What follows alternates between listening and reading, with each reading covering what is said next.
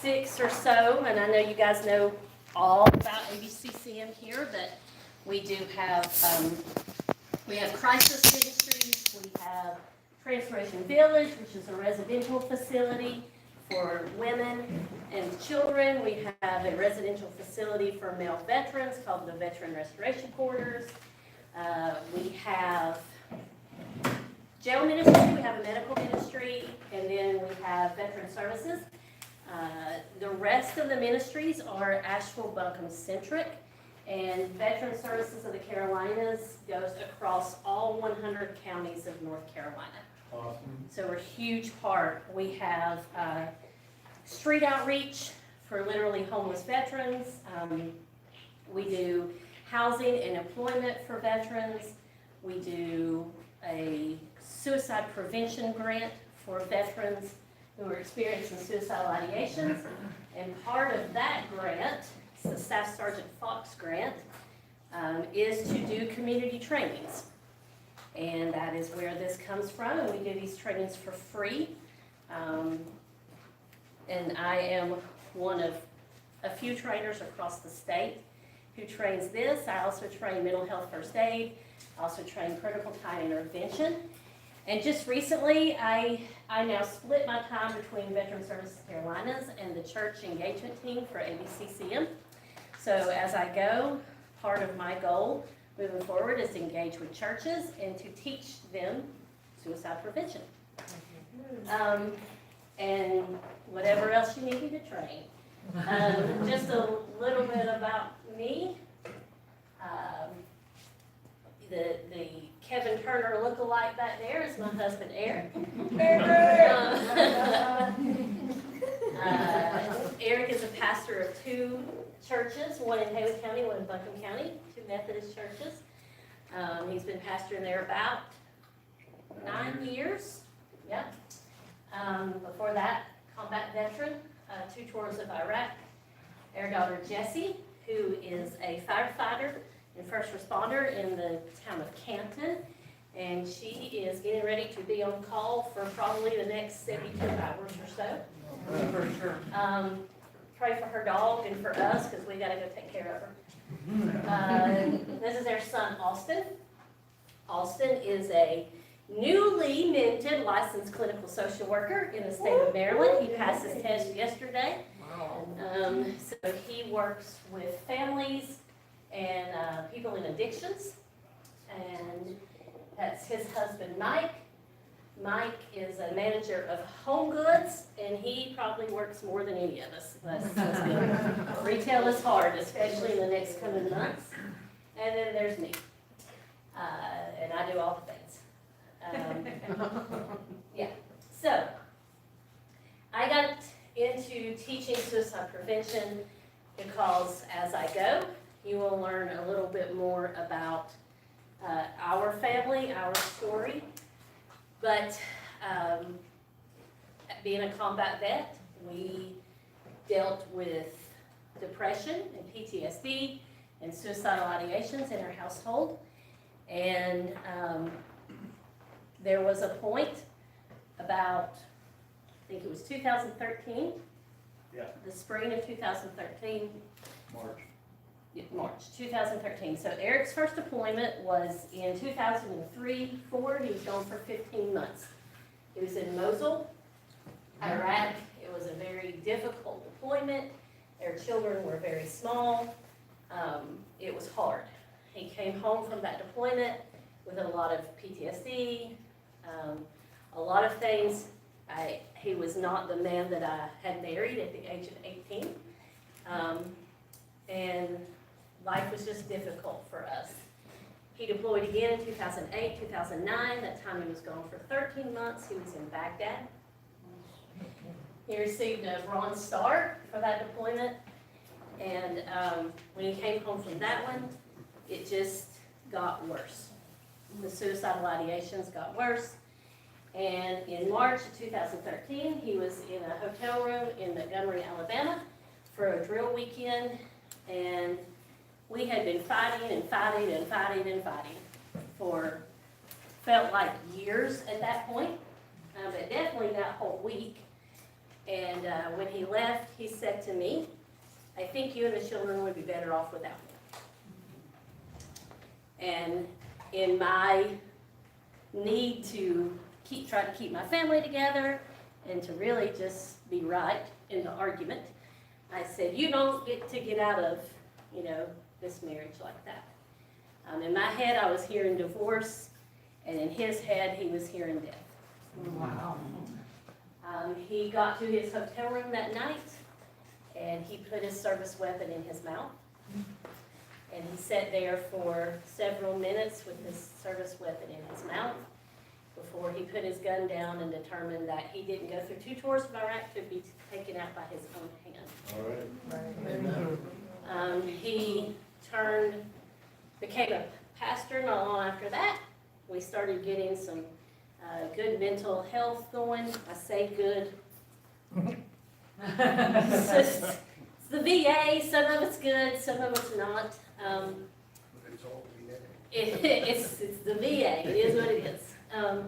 But we have been on a journey ever since to learn how to recognize signs, and I've been on a journey for the last 5 years of how to teach them out, because it matters.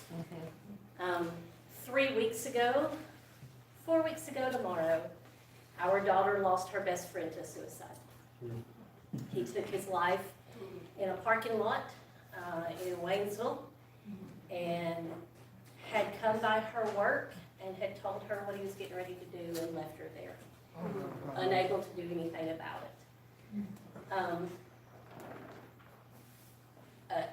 Not too long after that, I had to ask her, was she thinking about taking her life? Because some of the things that you're going to hear about tonight, I was seeing in her. And we had to have a really honest conversation about that. So that's the point of tonight's training, is to, I will say, once we get past the stats that we're getting ready to throw up here, this is a modality from the QPR Institute. QPR stands for Question, Persuade, and Refer. Okay. So Dr. Paul Quinnett is the creator of this modality, not Keri Hill. I will tell you there are some things in it I don't agree with, and I'll tell you why, and I'll tell you what they are.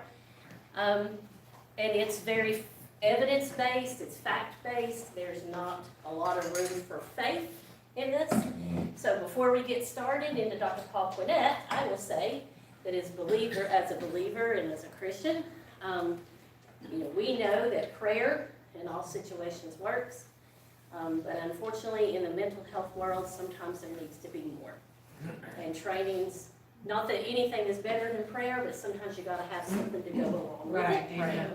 Right? So sometimes prayer opens your eyes up to other things, and that's where this training can come into play.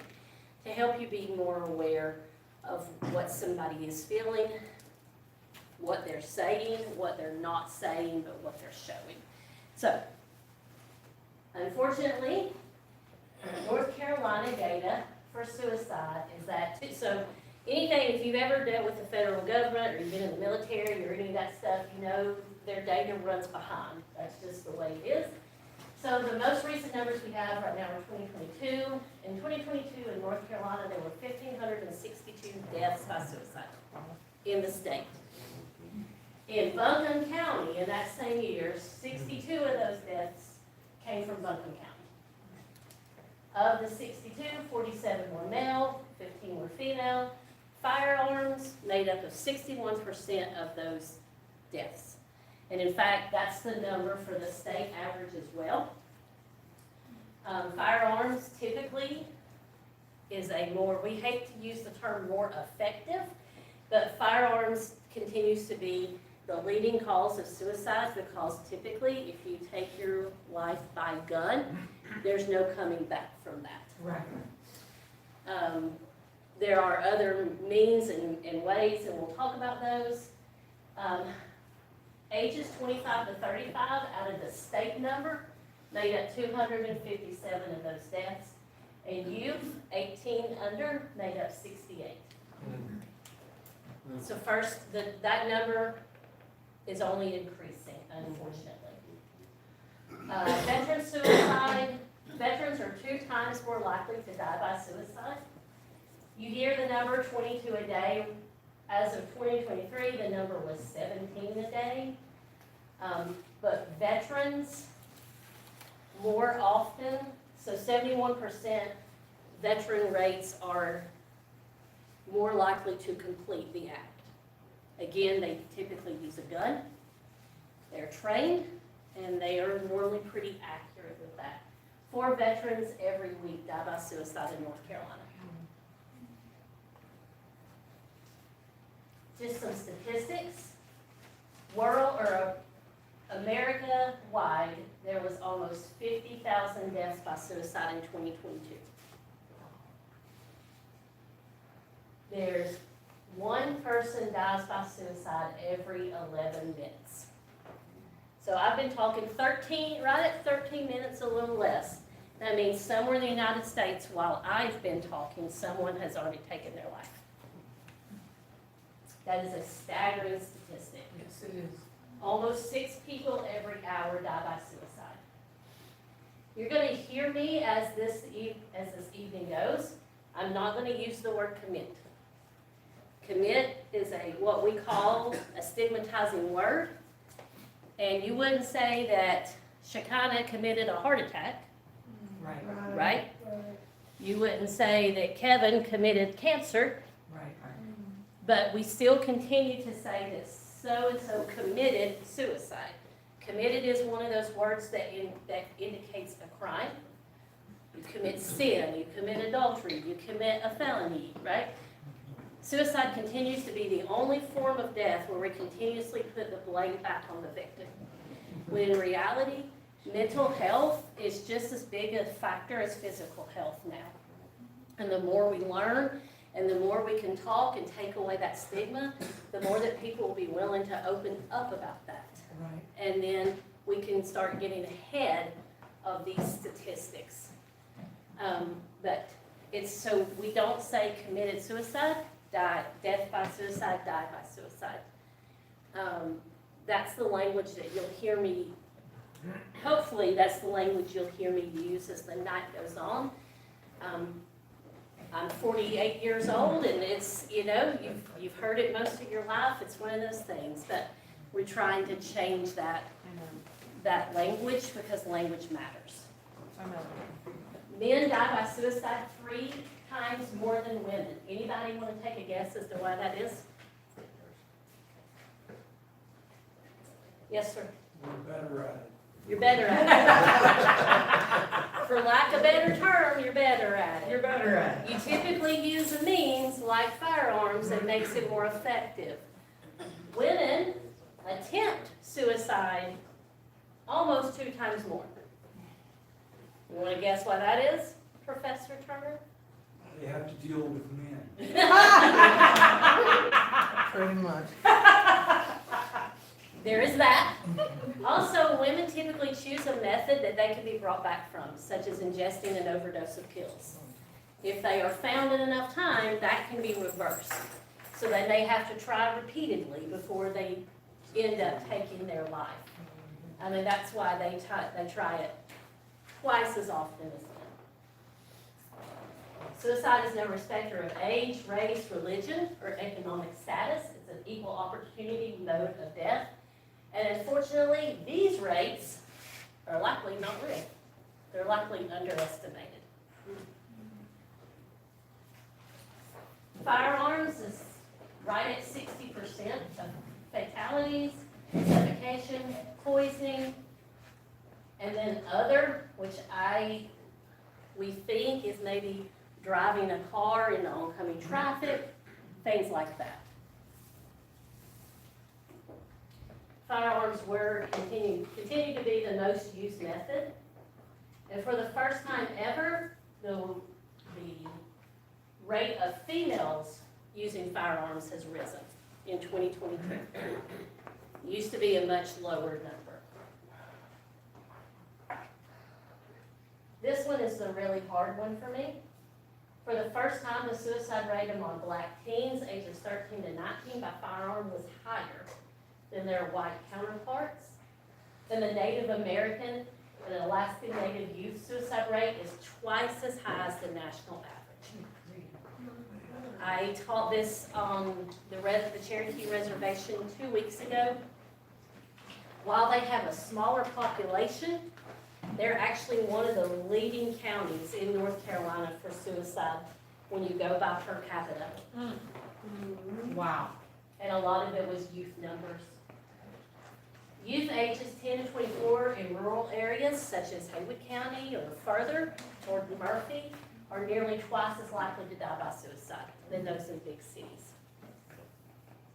And emergency department visits for suicide attempts in girls increased 51% in 3 years' time, from 2019 to 2021.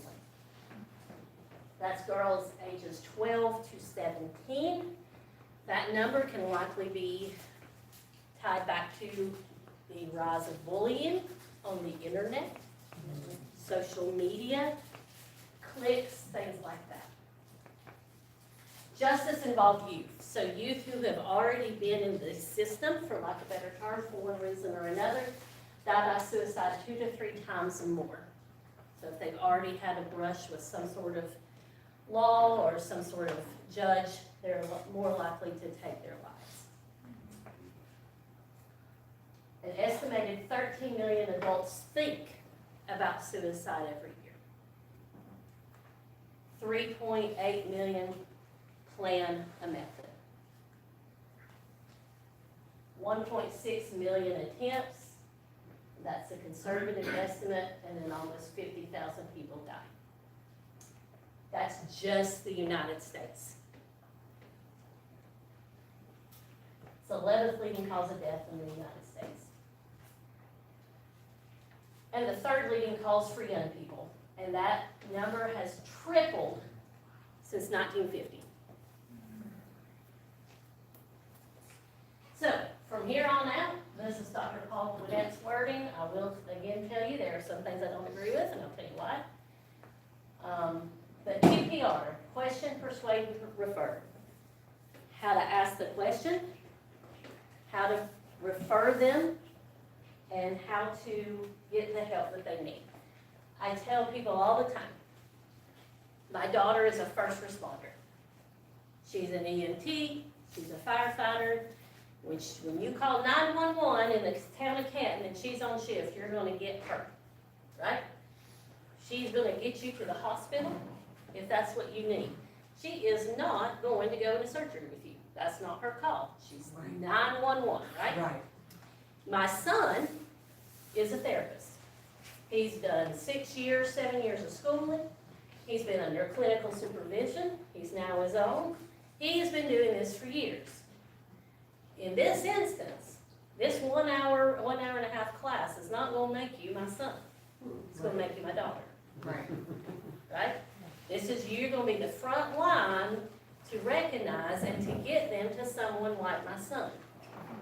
And I tell them all the time, I appreciate you being examples I can use in class. And that's not mighty nice of you. So, that's what we're going to do tonight.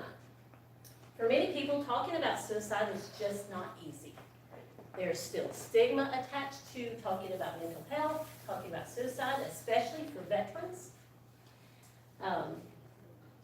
There's a whole, you don't want to know what is happening with the person beside you because you don't want to think about if they're in combat that they may be thinking about taking their life. So you don't talk about it. In some cases, some of us are lost survivors. We've lost someone in our lives to suicide. Or someone we love has attempted it. When you actively work in this kind of space, where you are a go-to for someone who is having suicidal ideations, it gets hard. This class tonight, just talking about it, is going to take a lot out of you. And when you go home, and you better be praying the whole way home that we get there. But when you go home, I want you to do something good for yourself. Some sort of act of self-care tonight, because this is hard to talk about. It's hard for me. I've taught, I don't know how many classes in the last month, because September is Suicide Prevention Awareness Month. And I've been wide open teaching this. It gets tough to talk about this over and over again. So when you go home tonight, do something kind for yourself. And monitor yourself. And if any of this strikes a chord in you, and this is something you find yourself going through, talk to me, talk to Shekinah, Yes. talk to Kevin, talk to Eric, talk to somebody. Or call 988. And we're going to talk about 988. Does everybody know what 988 is? Does anybody know what 988 is? All right, we'll talk about what 988 is. It's just like 911, but it's for people with a mental health crisis or suicidal ideations. So, Ma'am, the word you're using, suicide, are you saying ideation, means you're thinking about it? Yeah. Actively think, okay, actively thinking about it. thank you. Yeah, the idea is there. So, our learning objectives for tonight is to increase awareness of stigma, how to recognize someone who is at risk, how to do QPR, and how to access resources, and how to offer hope. Because hope may save a life. In mental health first aid, we call this hope with facts. The purpose of QPR is not intended to be counseling or treatment. Again, my son would probably be real offended if after we rolled out of this 1 hour training, we could do the same thing he could. That's not what we're doing here tonight. But we're gonna learn how to offer hope through positive action. Because any sort of positive action may save a life. So, some myths and facts. Myth number 1, no one can stop a suicide, it is inevitable. The fact is, usually, if people in crisis get the help they need, they may never be suicidal again. Usually. You can't account for it in every case, but usually, if they get the help they need, they will never feel that way again. Myth number 2, asking a person about suicide will make them angry and increase the risk. The fact is usually asking someone directly helps open up a conversation and can help lower the anxiety of having that conversation. Now, I say usually. I will say that I have had this conversation with someone on my team before. I sort of set him up. I called him over to the house because I've been seeing some of the signs, and I made him sit down on my deck, and I asked him, and he got mad. That his immediate go-to was mad. That's okay with me. As long as we have the conversation, and he knows I'm tracking, and he knows I care, Yeah, he can be mad at me tomorrow as long as he's still here tomorrow to be mad at that's me. good. That's good. That's good, Keri. So I am big enough to handle somebody being mad at me as long as they're here to do that, right? So when I ask these questions, I have to determine within me that however this goes, I'm gonna be okay with it because I'm gonna try to do my best to keep them alive. But usually, once my buddy got past being mad at me, we had a really good conversation.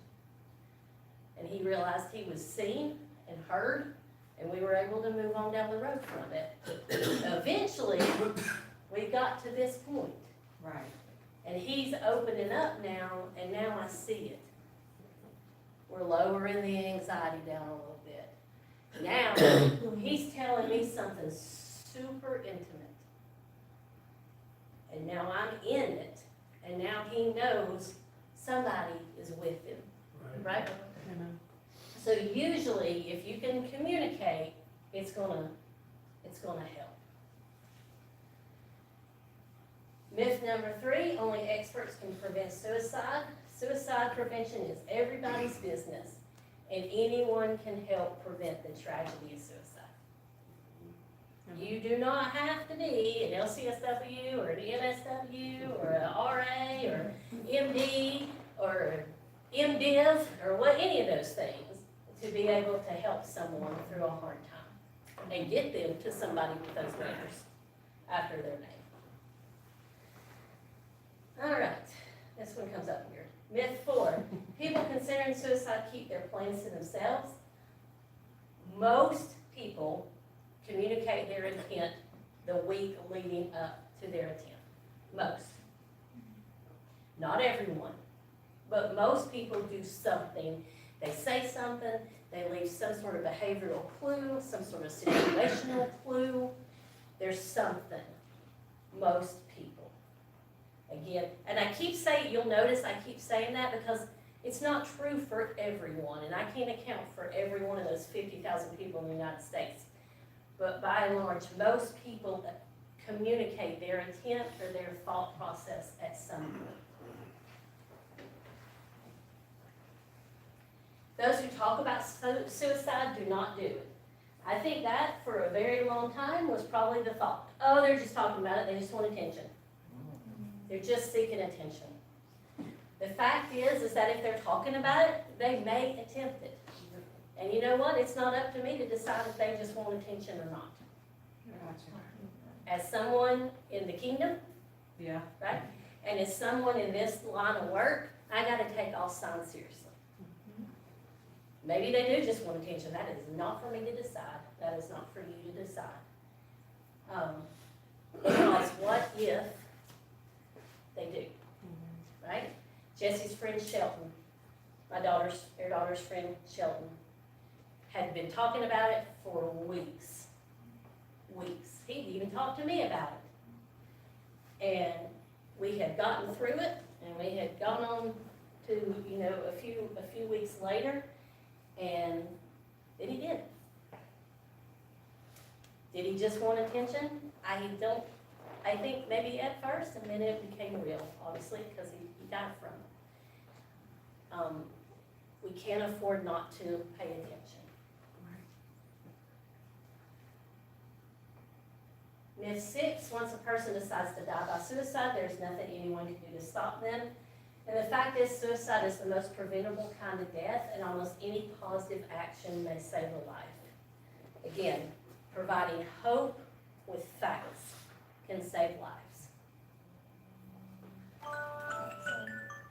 So, how can I help? Well, let's talk about what things to look for. You gotta take all signs seriously. The more signs observed, the greater the risk.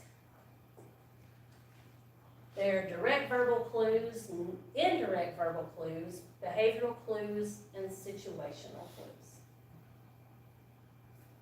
Direct verbal clues. I've decided to kill myself. Pretty direct. That's pretty direct. You can't hardly mistake that one. I wish I were dead. That was pretty direct. I'm going to commit suicide.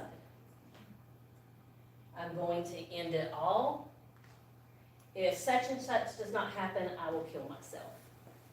About a month ago, one of their girls that works in their call center takes about 30,000 calls a year from veterans and families all over the state of North Carolina. And about a month ago, one of our call center girls, Taylor, answered the phone, and the guy was in Wilmington.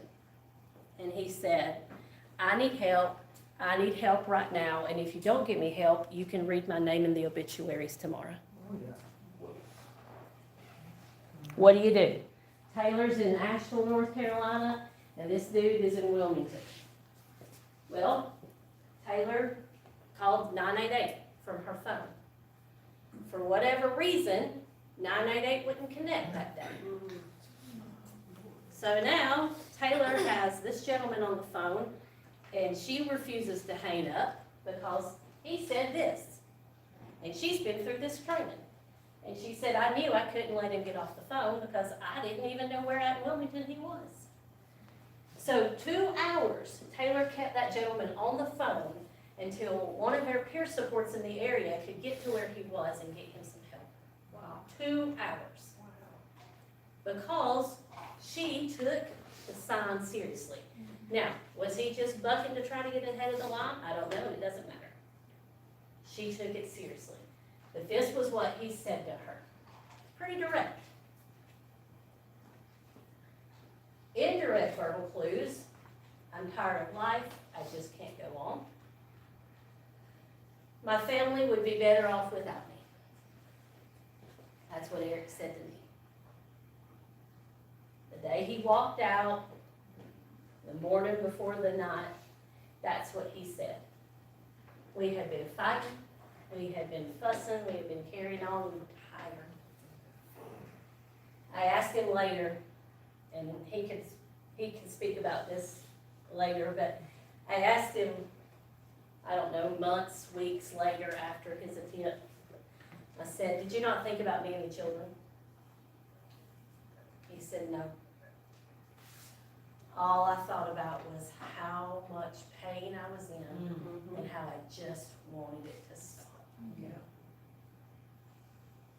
Oh, man. We would be better off without you. That's what he was thinking. Who cares if I'm dead anyway? I just want out. I won't be around much longer. Pretty soon you won't have to worry about me. Those are all indirect verbal clues. Situational clue, no, behavioral clues, sorry. Any previous suicide attempt. Now, in another hard story, in the beginning part of this year, we went through something pretty hard in our family. It wrecked our family. There's a couple of people in here who know the situation, but it was very difficult. And Eric and I were in a really bad spot, not between the two of us, but within our family, and we were struggling. And there's a lot of tears and a lot of different things, and I was going to Charlotte, North Carolina, to teach this class actually the next day, and I was driving down the mountain, and I called Eric to check on him, and something in his voice raised a red flag in me. This was ringing in my head, and when he answered, I said, I gotta ask you, what's going on? Where are you at mentally? And he said to me, I'm not going to take my life, but if God doesn't wake me up tomorrow, I'll be okay with that. Well, now I got to pull over. And now we got to talk. You yelled at me for lying. So we had to have a conversation while I was, trying to get to Charlotte in the rain. And maybe it's unfortunate for him. Maybe it's unfortunate for me. Maybe it's unfortunate for us. That any previous suicide attempt is a behavioral clue. Yeah. And it's something, especially for people who have that in their lives, that rings in their head all the time. I'm constantly on alert. It may not be fair to him, but that's where I'm at. I will say the situation resolved itself in their family. God intervened and took a hold of that, and we got through it, and it all worked out. But any previous suicide attempt is a behavioral clue. I don't like the wording here, acquiring a gun or stockpiling kills. I will say acquiring a means. Acquiring a means. If Brandon Davis, who I work with and love dearly, goes and buys a gun tomorrow, that does not mean that he is accessing a means. Right. That means that it is Thursday and Brandon Davis likes to have guns. He's a collector, and that means that Davis is just buying a gun. Right. That's not acquiring a means. That's not outside of his norm. But if Brandon Davis calls me tomorrow and says, hey Mom, because the whole office calls me Mom, hey, I know that your niece is a pharmacist, and do you think that she could get me some extra rounds of this particular kind of pill, because I feel like I need more? Now I'm asking a question, because that is a means outside of his norm, Right. right? So I would say to that one, I always say it's something that is outside of their norm, that is unusual. So, acquiring a means that's outside of their norm. co-occurring depression, moodiness, hopelessness. Anytime you have that in the mix, that's a behavioral clue. Putting personal affairs in order. Now, we've had a will in place since Eric's first deployment in 2003. That's what you do in the military. You get ready to deploy and you got kids and you got a family, you gotta work things out, right? That's okay, that's not that unusual. But if my 24-year-old starts putting things in order, Right? what do we do? Yeah. What's going on, right? That's a behavioral clue. Yeah. Giving away prized possessions. If Brandon Davis calls me tomorrow and says, you know what, I don't need all these guns, I've decided that I don't have use for them anymore. Now I'm asking a bigger question, why? Why do you not want those? Okay, we're all nervous about Brandon now, so. We should be. Everybody should be nervous about Brandon Davis all the time.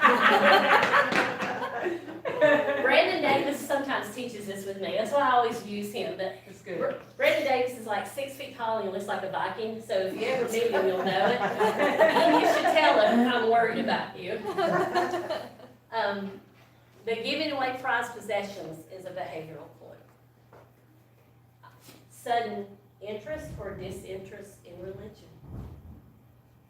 I'm going to pick on Shekinah. Do it. Say Shekinah pops up in a couple of days and you've noticed she's not herself and she's kind of moody and she maybe is really, really down, and that goes on and that goes on and that keeps lasting. And then all of a sudden Shekinah stands up at the altar one day and she says, I don't want to do this anymore. I don't want to preach anymore. I don't want to talk about God anymore. I won't have anything to do with it. All of y'all are going to go, hold up, what's that? That would be a strong behavioral. That would be a strong behavioral clue. That's Well, I think the mom would jump back about We're at the beginning of a really good sermon. maybe after that she goes, surprise, just kidding. But if not, all of y'all better be going, hold up, Right. what's going on, right? Someone who is passionate about their faith and all of a sudden isn't, that's a behavioral clue. On the other side of that, someone who has never had anything, never darkened the door of a church, now calls Shekinah up and says, hey, tell me what happens after you die. What do you think happens after you die? Maybe Shekinah won, and whoever she's been pushing on to get into church, maybe her and God have tag teamed enough and they're winning. Or maybe they're trying to figure out what happens next. Right? That is a behavioral clue. I want to go back to this one real fast. Giving away prized possessions also includes pets. Wow. If Eric gives away Marley, well, never, but if Eric were to give away, Well, now I gotta check. if Eric were to call me tomorrow and say, you know what, Marley's their emotional support dog. If he tells me tomorrow, I think it's time for Marley to go somewhere else, that's a behavioral clue. Right. Okay? She's napping.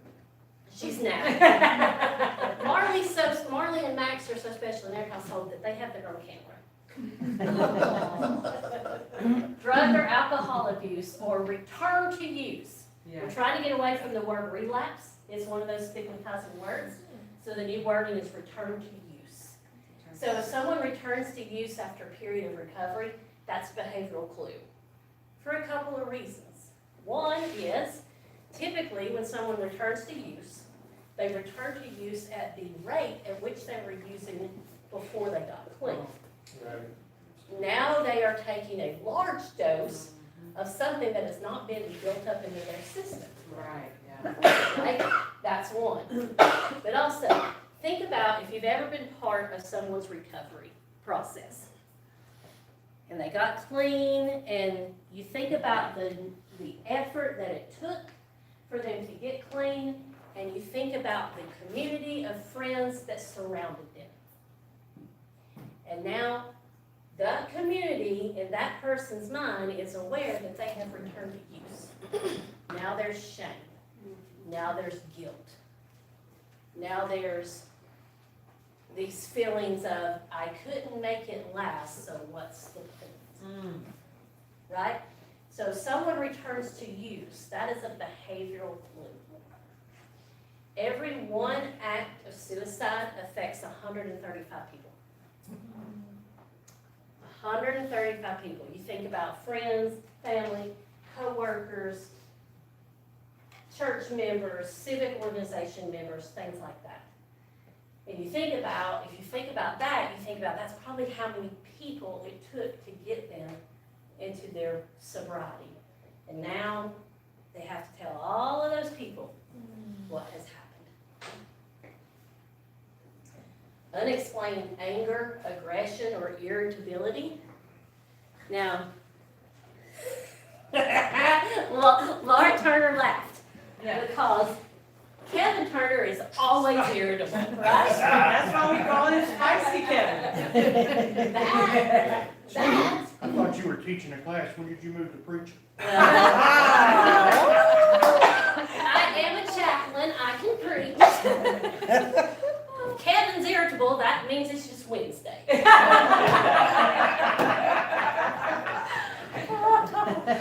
And Thursday. And Thursday, and really any day that ends in Y.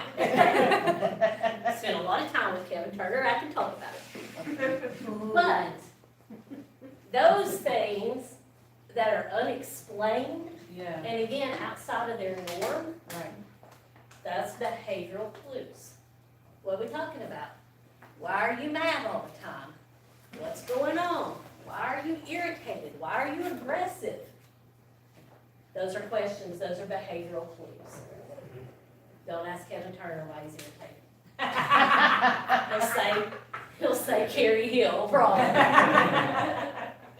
All right, situational clues. Being fired or being expelled from school, of course, any previous suicide attempt, a recent unwanted move, some of which you see in the military, loss of any major relationship, to include a pet, death of spouse, child, or best friend, especially if by suicide. Diagnosis of serious or terminal illness. Anybody want to take a stab at why that is a situational clue?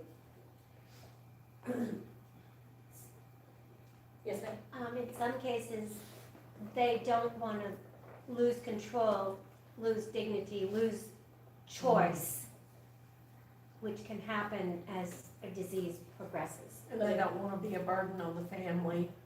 They don't want to face what that illness will mean. Right. Gonna go out by my own means and take care of it so my family doesn't have to worry about it. Jesse responded to a call about, I don't know, I think it was back in the summer. A 80-something-year-old man had taken his life because he had been diagnosed with cancer, right? Wasn't that what she said, Eric? I think cancer. And he didn't want to be a burden to his family. So he took his life.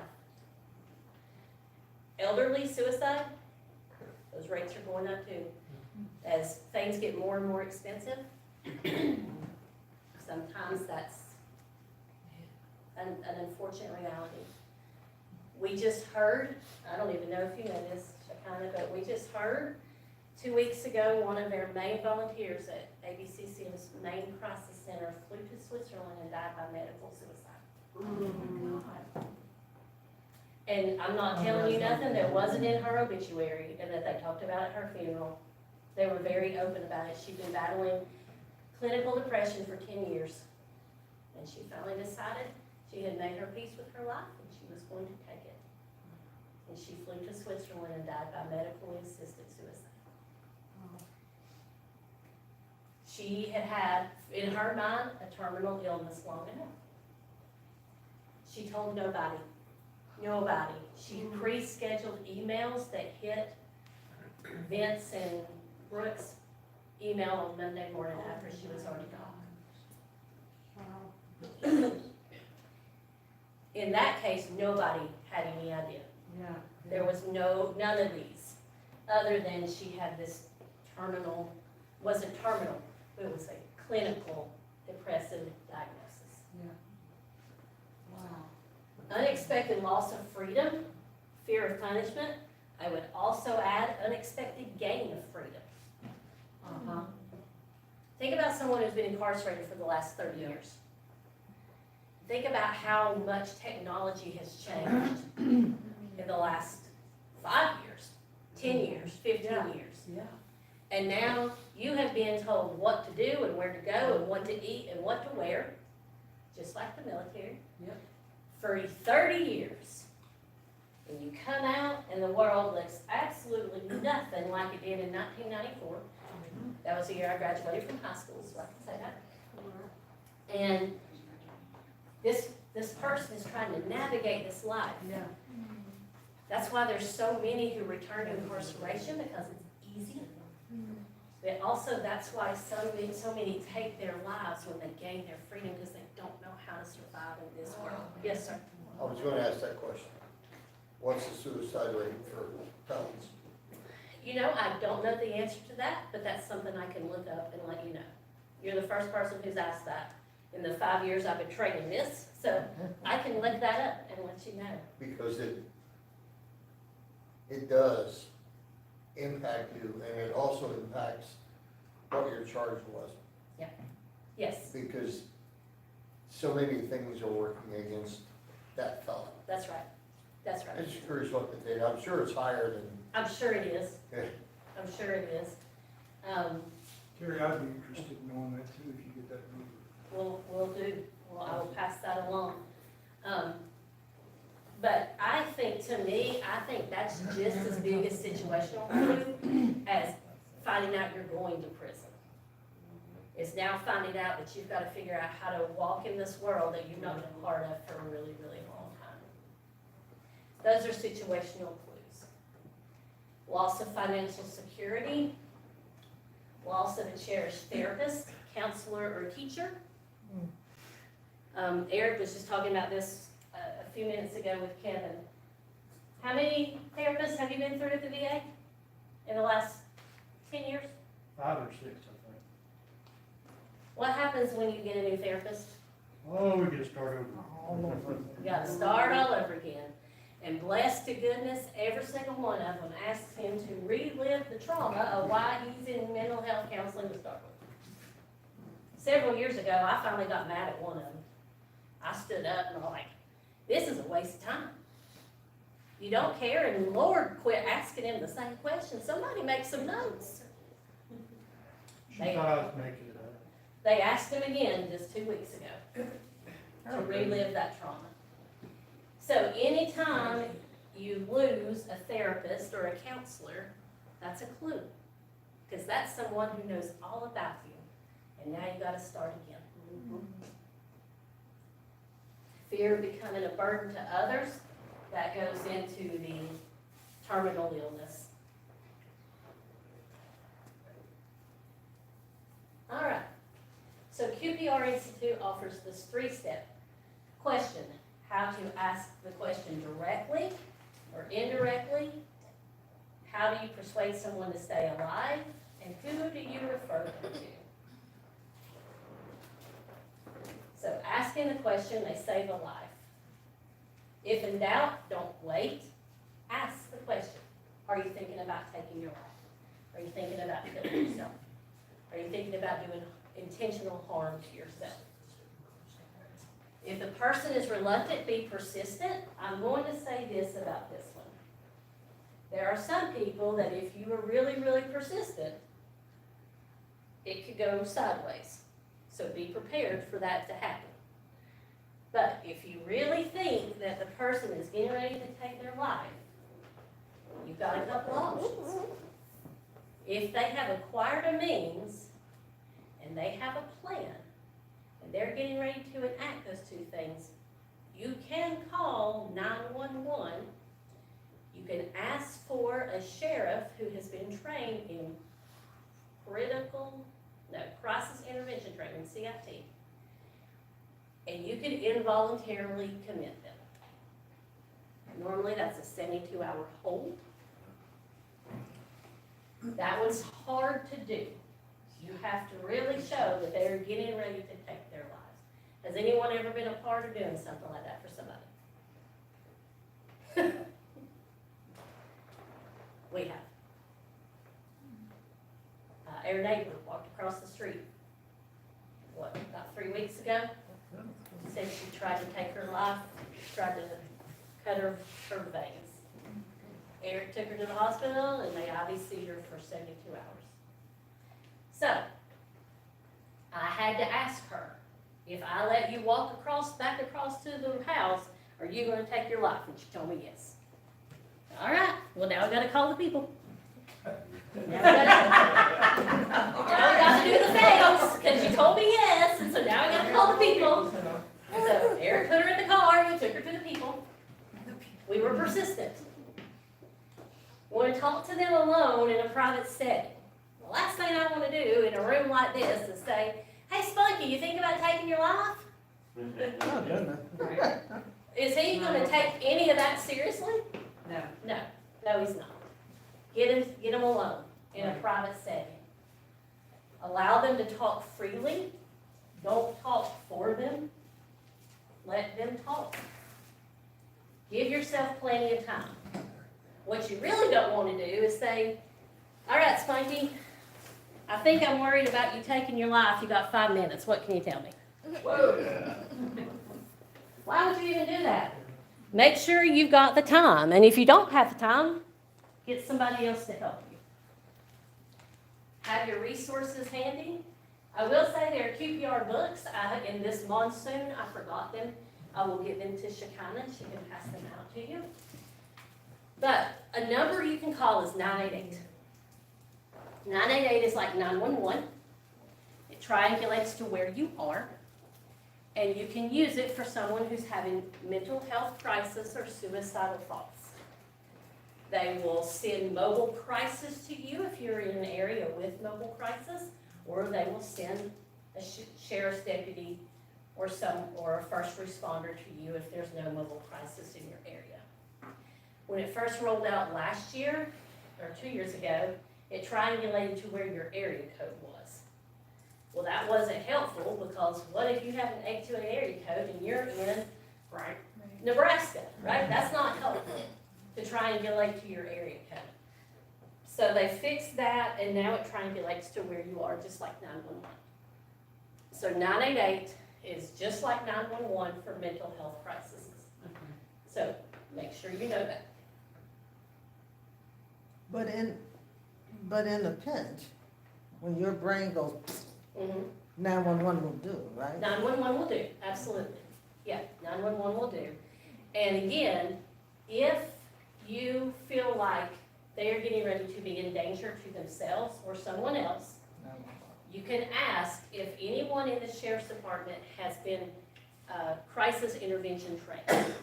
What happens with that is that when they respond without show of force. Gotcha. They will come in more with a mental health approach than with guns blazing, basically. How you ask the question is less important that you ask it. So the way you don't want to ask it is, you're not thinking about taking your life, are you? All right. One, I answered the question for you. Two, I sounded real judgmental when I asked it. Yeah. But if you do ask it, keep talking. Keep talking, keep going, and eventually get back around and ask it a different way. You can use these less direct approaches. I hate all of these, I'm just going to tell you. Have you been very unhappy lately? It's Tuesday. Well, it's Wednesday, so you're already behind the 8 ball. Have you been very unhappy lately, Kevin Turner? Have you been so very unhappy lately that you're thinking about taking your life? I would never ask this way at all. But if that's the way you're comfortable with, that's not for me to say. I just would not use this method. I'm just gonna ask straight out. But maybe if it's somebody that you don't have a really great connection with, this may be a way to start the conversation. Not me, I'm just gonna go ahead first. But that's a less direct approach. It's a hard question to ask. Yeah. It is. So that may be an easier approach. The last one says, you ever wish you could go to sleep and not wake up? I don't know about that one either. Direct approach. I want to tell you, I don't like these either. You know, when people are as upset as you seem to be, they sometimes wish they were dead. Well, if they weren't upset, now they're not dead. Right. I'm worried about you. I wonder if you're thinking about suicide. That one's okay. I would never do this one. Never. Because what if they're just like, what if their cat died? You know? What if they're just having a bad time? Right, yeah. So I would never, you know, you look really upset. Are you thinking about taking your life? I'm not gonna do that. So, but you could say, I am worried about you. I'm wondering if you're thinking about suicide. And then there's the really direct one. Are you thinking about killing yourself? There's no mistaking if you answer that.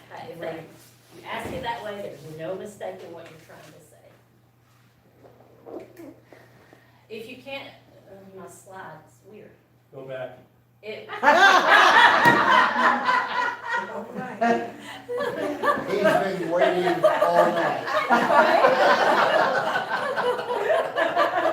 Now, if you'll just go to Matthew, chapter 28. That's right. Are you very unhappy? Are you so very unhappy? You look miserable. Are you thinking about taking your life? Do you feel as bad as you? Do you feel as bad as you look? Yeah. That's the basic gist of that question. Add that to the QPR training. Yeah. Do you feel as bad as you look? If so, I gotta make a call. Another for you. Oh, man. We gotta call the people. We gotta call the people. We say that around the office all the time. We gotta I call would the be thinking people. about killing myself. That's not the way to go. That's not the way to go. Yeah, if I were you, like, whatever. All right. She said, y'all quit laughing. We gotta learn something. If you cannot ask the question, find someone else who can. Call Kevin. Call Kevin. I'll ask him. I'm dead certain that he will. It will. I will say, if you're gonna get involved in a conversation like this, turn this off. Yeah. I have 4 text messages right now. Take this off if you've got one of those that connects to your phone. Because that's a distraction. Right. And the last thing they need is to be spilling their heart and they're telling you this really personal, intimate Yes. thing. And your watch is going off and your phone's going off and your daughter is freaking out because she doesn't know where you are. And that doesn't matter right this minute because this person's telling you anything about taking their life. Right. That's what matters. So give yourself time, ask the question, and unplug from the distractions.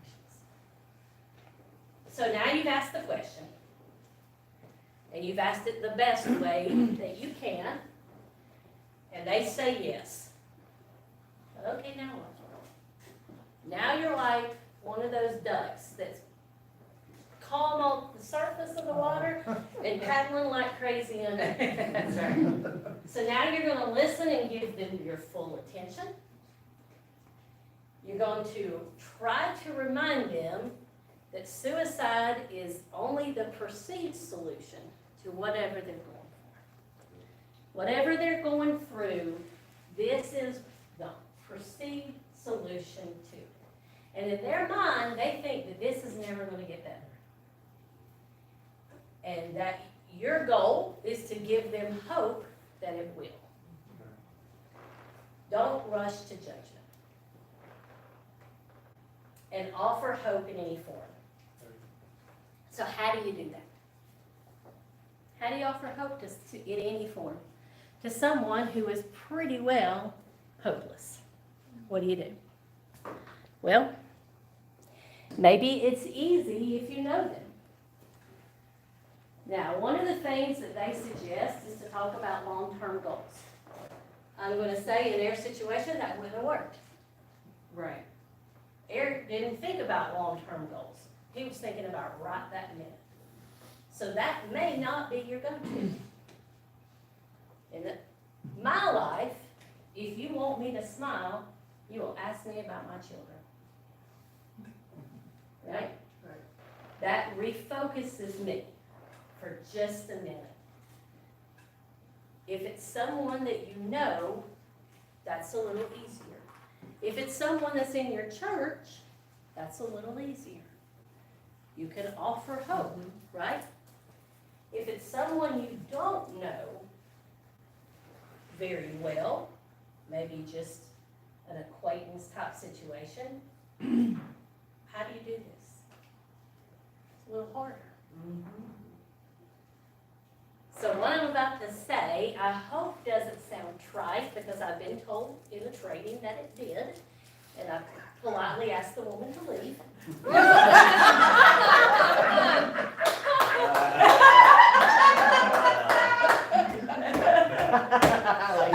Did you ask directly or indirectly? There was no mistaking it. Yes, I see Keri. Then what, Sergeant Hill, what'd you say? I said, your hair's red, it was direct. It was direct. This is my fellow volunteer coordinator at the VRQ, Veteran Restoration Quarters, right here. I've seen her at a couple of different events now. I've been in a couple of meetings with her.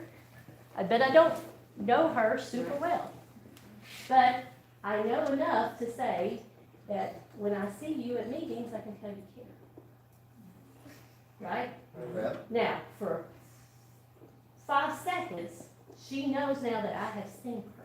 Yeah, that's good, that's good. She knows now that someone paid attention Yeah, when she sat across from me at the VRQ a month ago on her first day of the job, right. right? She knows that I think she looks good in red, Yeah. right? Did that chalk cost me anything? No, it didn't.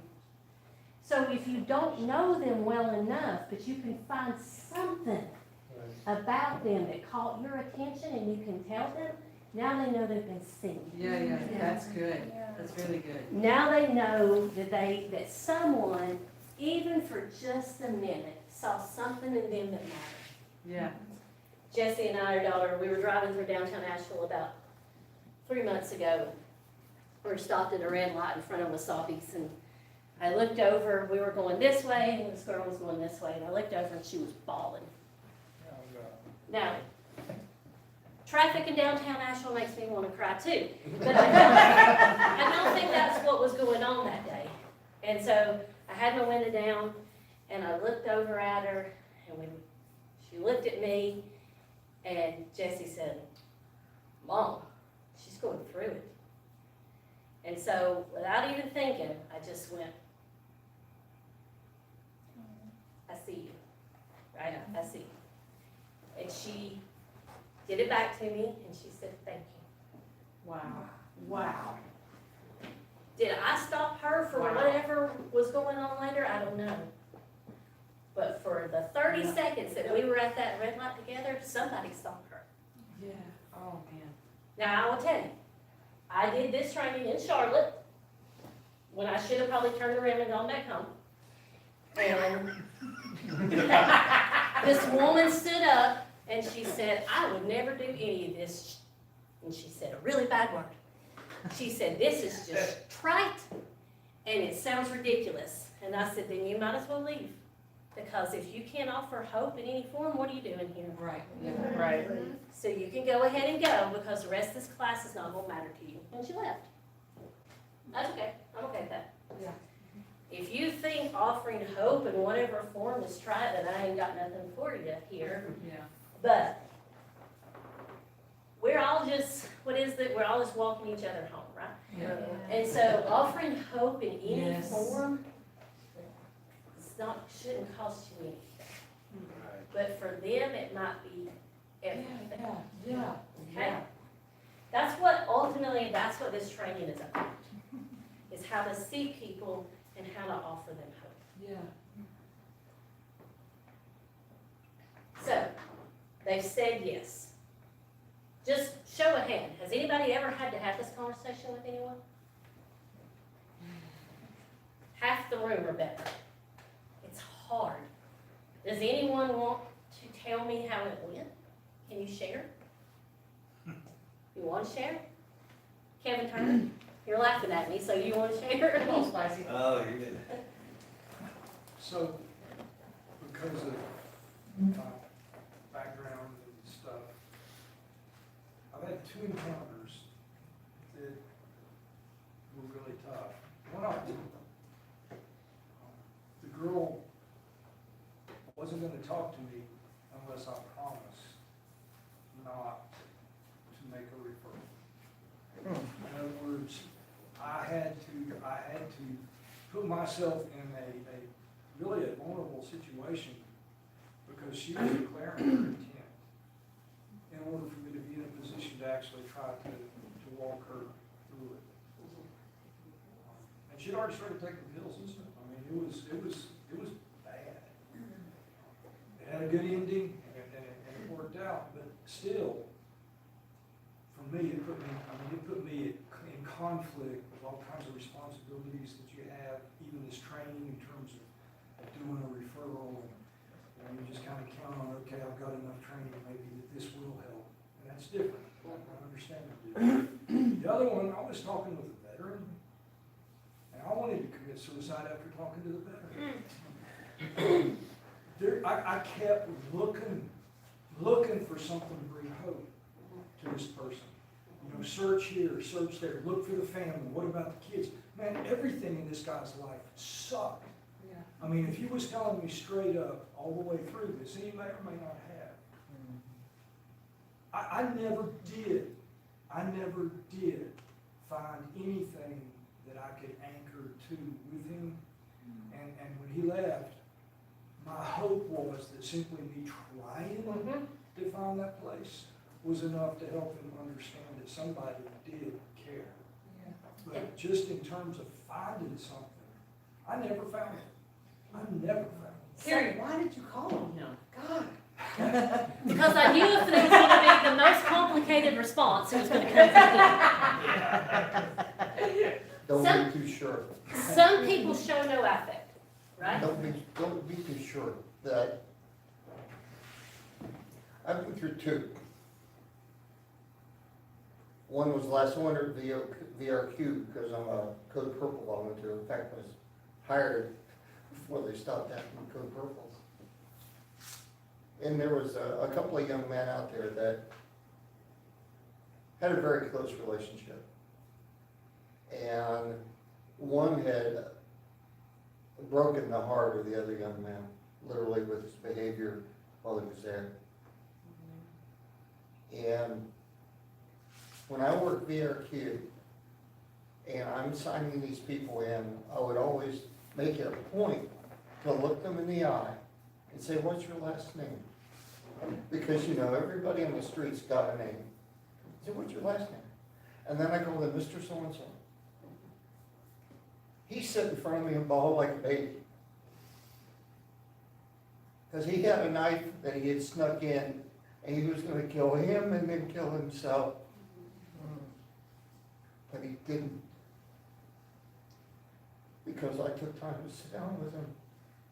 Because his whole world had collapsed. Sure. The other one, some of you folks may not even, I'm sure you don't know this about me. I was in federal custody a long time.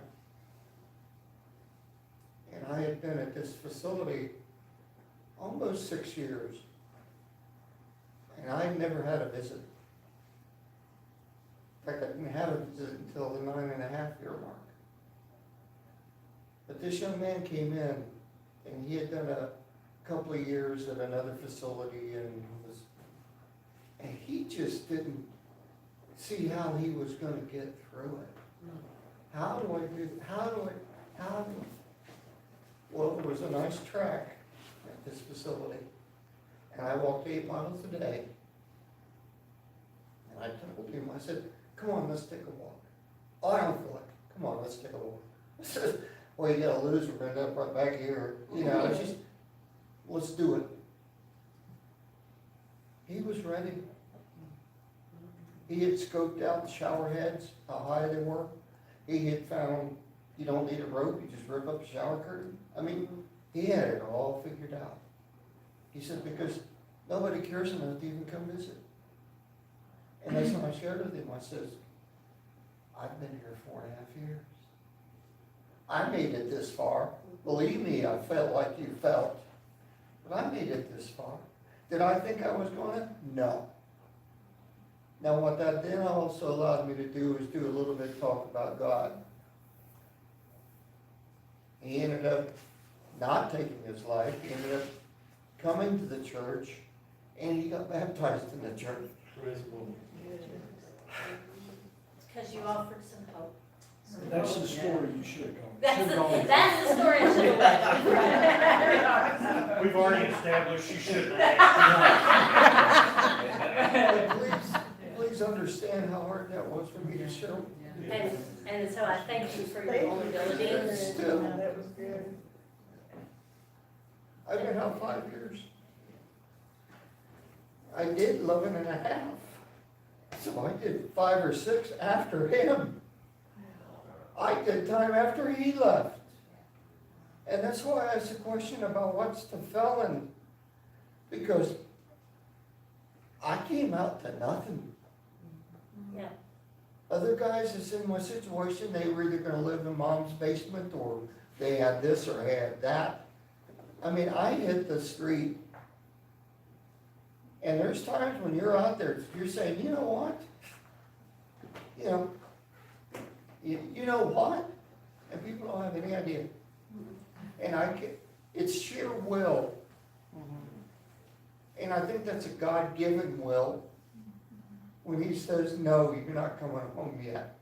I'm not done with you. That's right. If you wake up in the morning, there's a There's a reason. reason for it. That's right. And I'm sure. And that's what you can share with these people.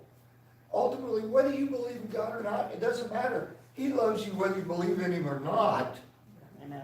Yep. okay? Sure does. He woke you up this morning for a reason. Yep. You may get through this so that tomorrow you can do the sign of a heart to some young lady in the window. That's right. You have no idea. That's right. That's right. Thank I'm you for sorry. sharing, Brad. No, thank you for sharing, thank you for your vulnerability. You never know somebody else's story, Right. right? Everybody has a story, Mhm. Yeah, and everybody has a past, thank you. and everybody brings their own preconceived notions and their preconceived history and all of these things. And you never know what someone's going through or has been through who has got them into the situation that they're in. And unless anybody else in this room has letters after their name, we're not equipped to know how to handle somebody on and on, right? Right, We're not right. the people. We're not the people. We're not the people. We're the people to find the people, Yeah.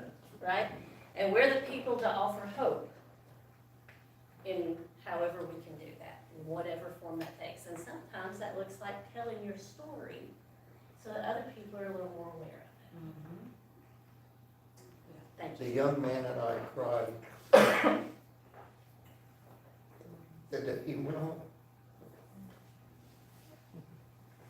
You might have been the only person who had ever shown him anything. You never know. You never know. He was one of the first people that I actually loved without wanting something or expecting something else in return. Because all my relationships have been transactional. There wasn't love in there. We stood in front of the blue gates, because that's where you go up. And I had to stop at the yellow line, and he could go 2 more paces. He came back to me. We hugged and cried like I'm trying not to now. And I said, this is why, because you're gonna go out there and you're gonna touch somebody else. That's right. And I don't know if he did or didn't. We're not allowed to have contact with each other. I mean, some of the laws that they have for us that we have to deal with, the person that you could most likely connect with and help You can't. And it's, like you said, counseling, the homework assignments they have us do. See, I hadn't thought about that until 20 years ago. Now I'm going back to it again. Yeah. And I'm on my 4th counselor. Yep. And we go back through it again. Yep, You know, yep, all I can do is hope that there's somebody in this room that hears me and knows, don't give up on anybody. Right. that's right, that's right. Because there's too many of us that stood up and said, okay, God, help me get through this, because God's, I just put one foot in front of the other, but he kept giving me the fire and the push, and like you said, I'm over the top. He's over the top. Yeah. He did so much more than I deserved, ever. You know, Yeah. I finally had a visit 9.5 years later, and her name We know our Judy. We love her. Miss Judy Roach? Yeah. No, We different. love her too. Yeah. Yeah, I do love Miss Judy Roach. Yeah. no, this is Miss Judy Sanders. They've met her here. She lives in Toronto. She'll be back Thanksgiving week, and she'll be here for 2 months. And she loves us. Yes, she Good, does. well, how could you Oh, not? my gosh. How could you not? All right, so if you ask it and they say yes, then your next question should be, will you go with me to get help? Can I go with you to get help? Mhm. Will you let me help you get help? If they say no, then you gotta determine, where are we at? Do we have a means, do we have a plan, are we right there? Because if so, then let's go ahead and call 911. If they say no, and you don't think that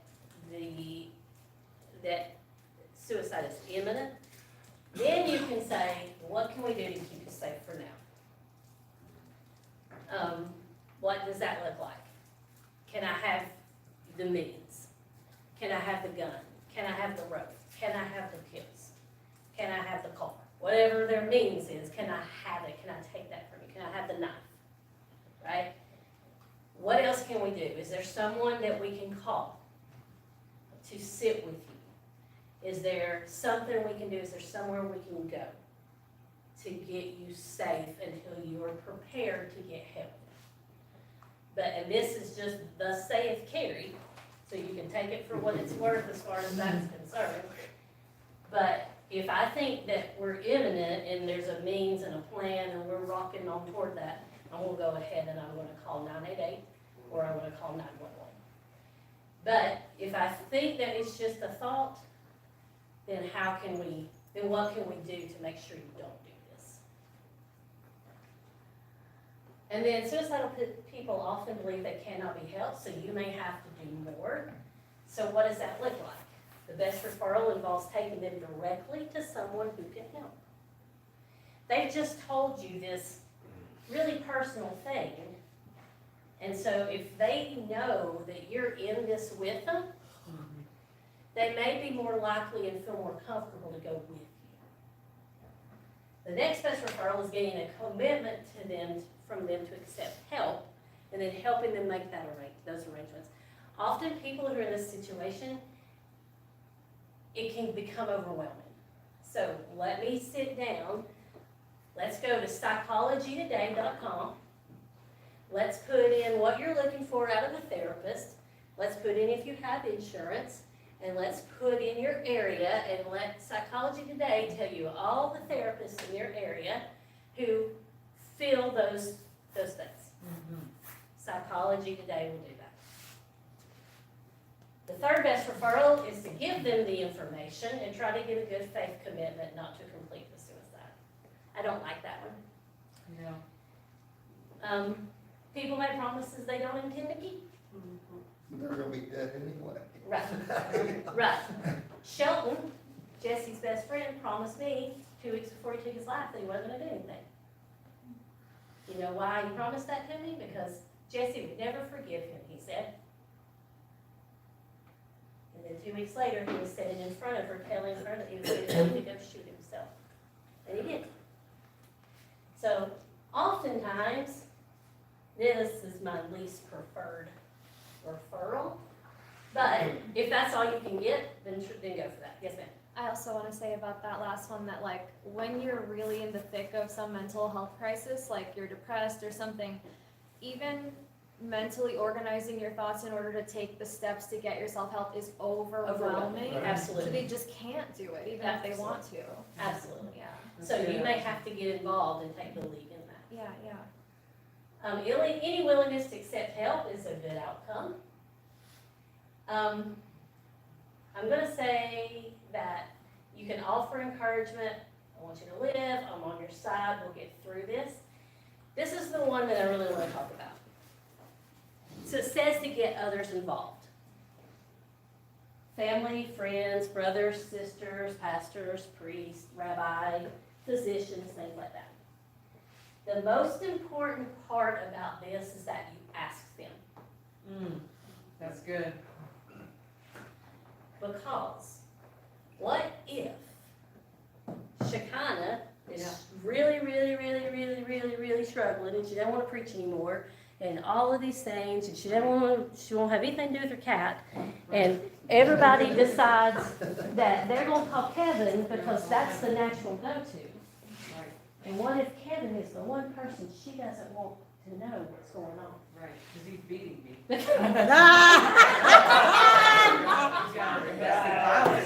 I wasn't going to throw you out like that,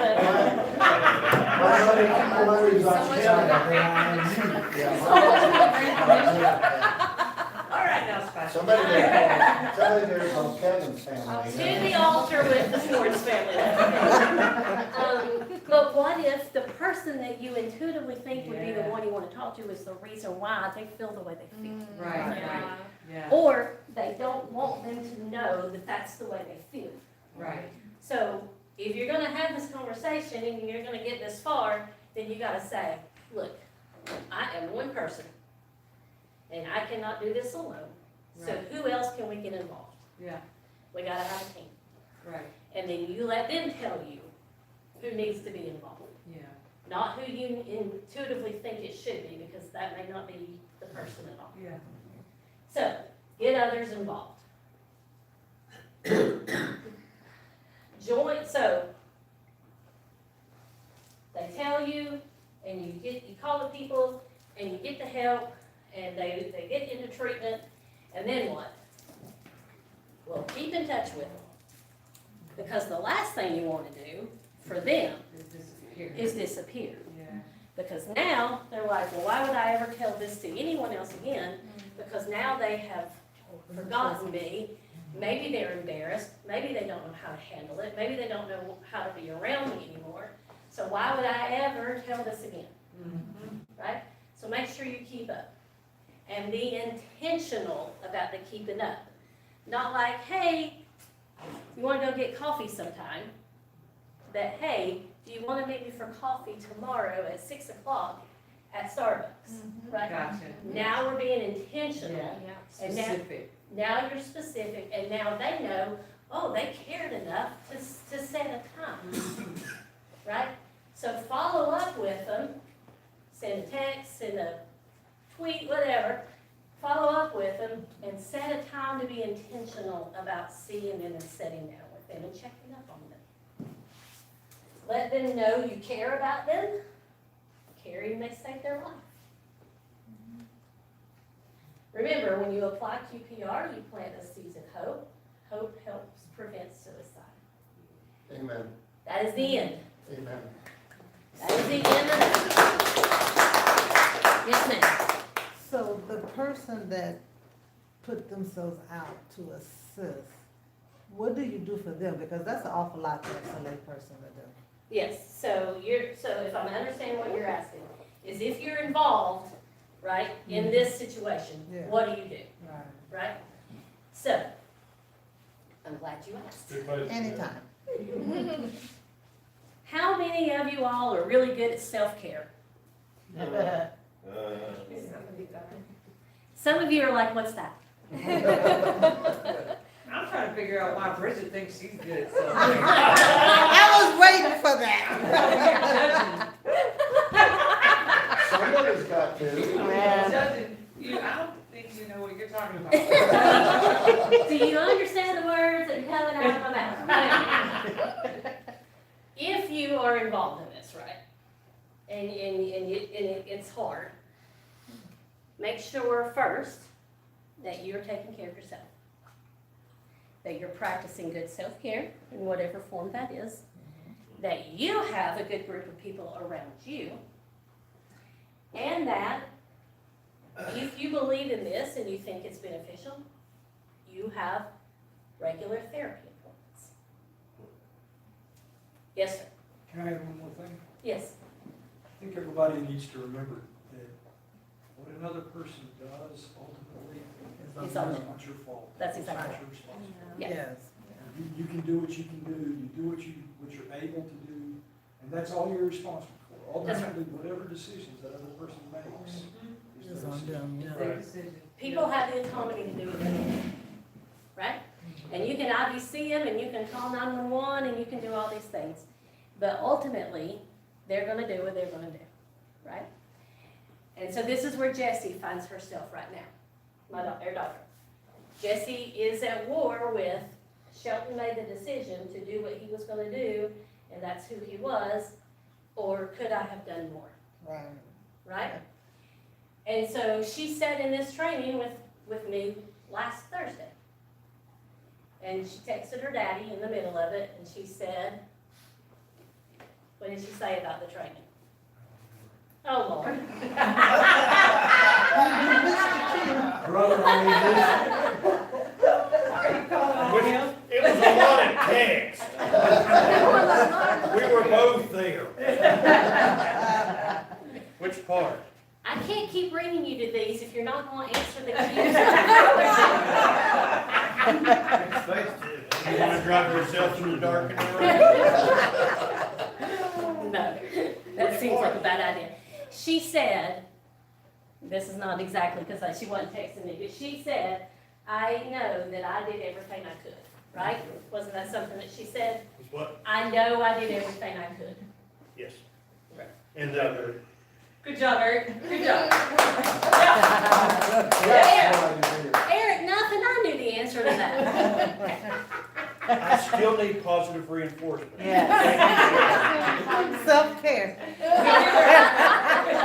You're doing a good job, sweetie. Yes, sir. I have a question. One of the reasons I've sat through this so many times, and it's one of the things that we did text back and forth about, is we're a living sacrifice. As Christians, that's what we're supposed to do. So if we have to sacrifice by being in the room when our story is told, so somebody else stops somebody else from doing it, then that's what we'll do. And we recognize that it needs to be done. Did you get your tattoos before your attempt or after your? Both. Yeah, both. I think I had a couple before. That's Before, not on. just some of the ones you have, like, just as I am, that is solid as a rock. Yeah, that is, that's because I have all kinds of flaws, and he still loves me. Absolutely.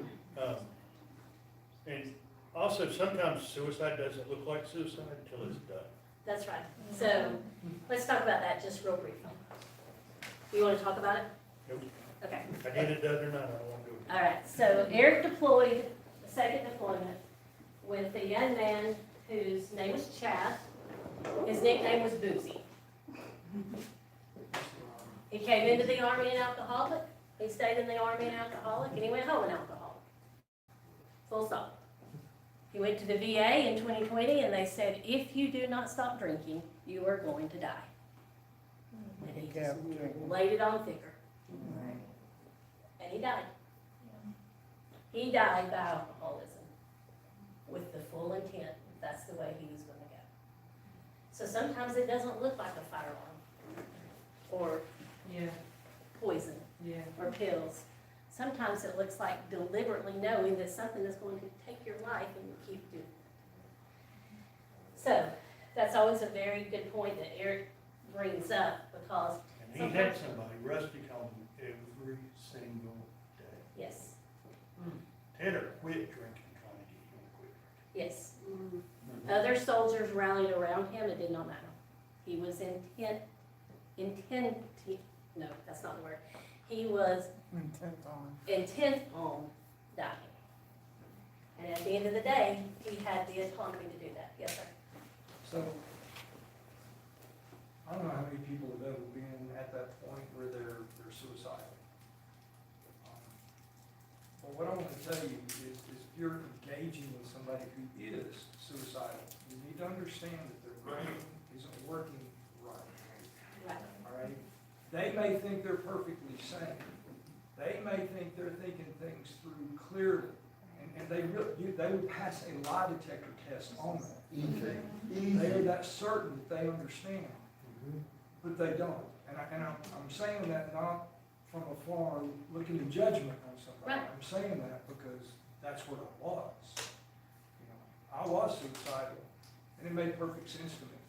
If God wasn't going to talk to me, I was going to shoot myself and go talk to God. Mhm. I mean, that's extremely arrogant, but that is literally what my thought process was. Yep. So understand what you're dealing with. That's right, They're not seeing the world the way you are right now. You gotta find a way to meet them where they are. that's right. Give them that hope. And so if you're gonna engage in conversations like this, when you're done with that, make sure you have somewhere to put that, right? Make sure you're talking to your pastor. Make sure Don't need to talk to me. Or Kevin. I can't handle it. We'll talk to I Kevin. already don't wanna preach anymore. the cat don't love her anymore. Kevin's being mean to her. But I'll just go to spiritual Kevin. care, right? Spiritual care. Yeah. Good self-care. Going for walks, journaling. I love to journal. Unfortunately, I'm getting my master's degree and I write papers every week, so journaling sometimes falls by the wayside. But journaling, Yeah. Bible study, getting All of things it. like that, all of those things. Good self-care. And if you are a person who believes that therapy is helpful, do that too. I ask, every time Austin calls me, I say, when's the last time you talked to your therapist?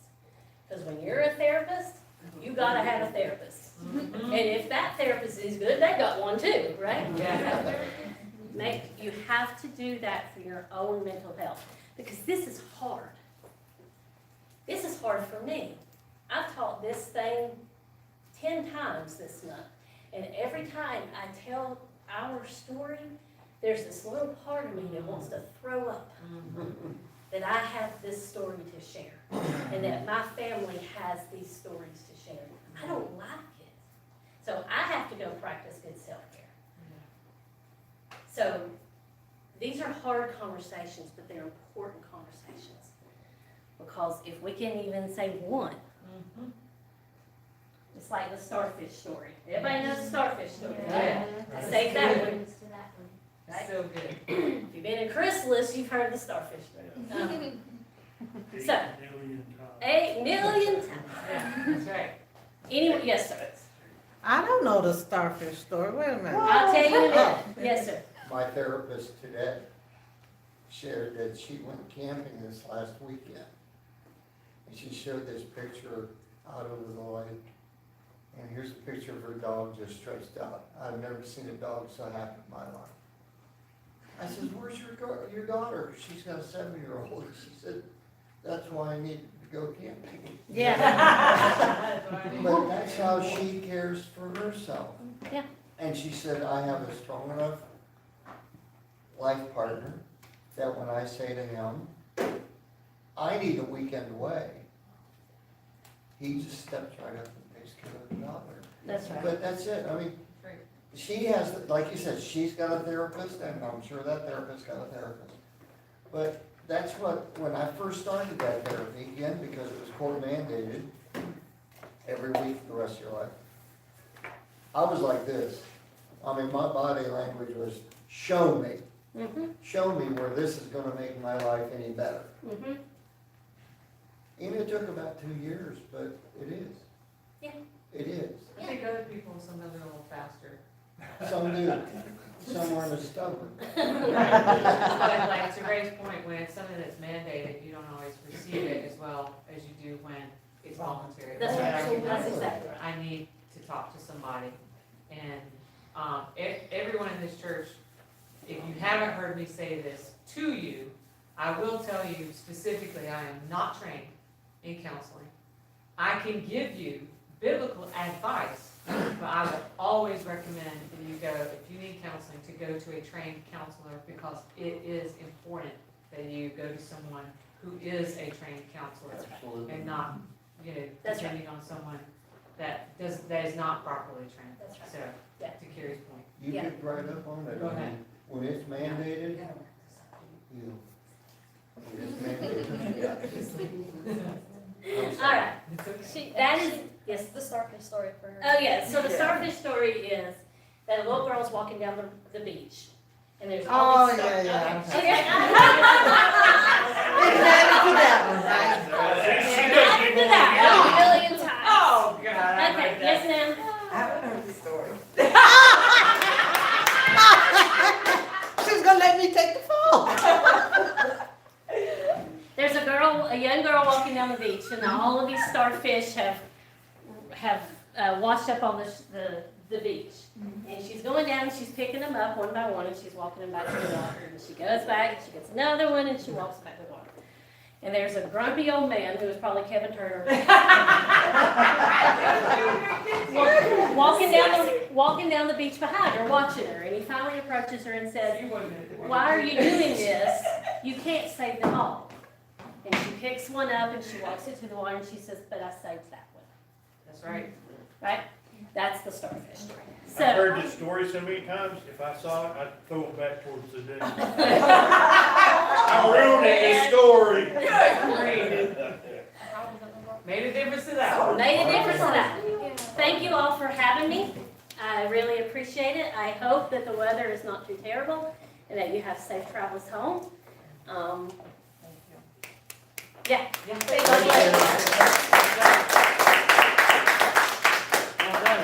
you, Eric. Y'all, this weekend, on Saturday night, if you're just looking for like a great worship service to go to, Sycamore Temple is doing a gospel celebration at, I believe it's 5 p.m. If I can share that on my on the Facebook page, I will. But anyways, this is gospel singing. It'd be really great. Sycamore Temple, it's awesome. Anyways, Y'all in want to do Jesus' a good name. service on Sunday, we're having Simmer down now, simmer down. He's not even a real Methodist. He pastors 2 Methodist churches. He's not even a Methodist. I don't know why they let him. Lord, we ask that you would go with each one, protect and keep us. Help us, Lord Jesus, to be able to get home safely and to shine your light brightly. In Jesus' name, amen. Amen.